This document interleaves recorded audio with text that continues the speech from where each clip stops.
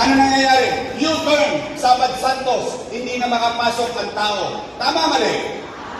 Nung araw, pagsasakay ka, Cubao, Divisoria, U-turn, pagdating ng Binondo Church, maglalakad ang tao. Simula 8 na Binondo hanggang 8 na Recto at tatawid para sasakay South Drag papunta rito sa Velasquez, Tondo. Tama, mali?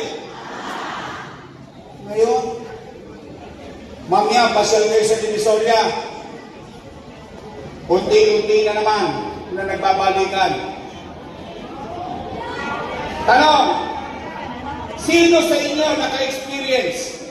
Naglalakad ka, kalsada, nasa mo yung tindahan, ikaw pa mali. Diba? Nung basurero ko, lagi ko naririnig yun. Siyempre, matanda, kakarag-karag ang lakad. Nasa hindi kasi nasadya. In the first place, hindi kanya dapat masagi yun. Dapat wala yun doon dahil kalsada yun eh. Pero masasaktan ng loob ng matanda, mamumuray matanda, ba't ako hindi magagalit? Kaya ako yan nilinis lahat. Arten, naubos. Naubos yan. Inubos ko lahat yan. Pinakiusapan ko sa silang lahat. Tumigil na kayo. Nakaka-jumper dyan sa Arten. Ay, si Junior Rock, siya ang inuusap ko. Ngayon, nagbabalikan na naman sila. Tanghaling tapa, gabi, araw.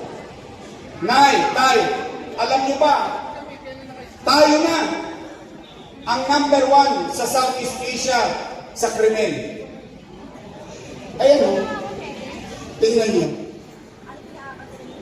Number 1 na tayo, not Philippines, but City of Manila. Ibig sabihin, imasin ko na ang krimen ulit. Yung mga tulunges nagbalikan na naman. Si Eddie, kilala niyo si Eddie? Eddie sila. Si Pati. Pati mga kasama ni Eddie. Onay, tay, matanong ko kayo. Gusto niyo ba ibalik ang gobyerno mabilis kumilos?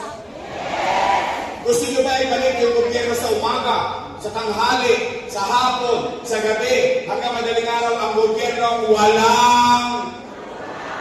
Then, help me! Make Manila great again.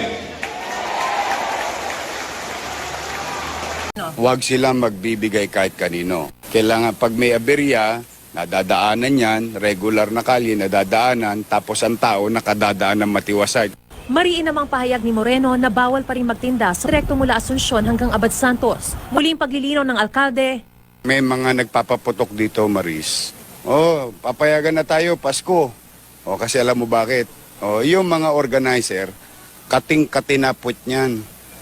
Oh, na makapaglagay sa mga kung sino pwede magsulat na para bang pinipressure kami. Ulitin ko, Maris. Okay. Ulitin ko, sinabi ko. Kapag nakabalik sila, nalagyan na ako. I love it ko! Andiyan na yung love ko! Lagi kita napapanood. Ano? Oy, I love Isko, shout out, I love you too! Subscribe, I love you.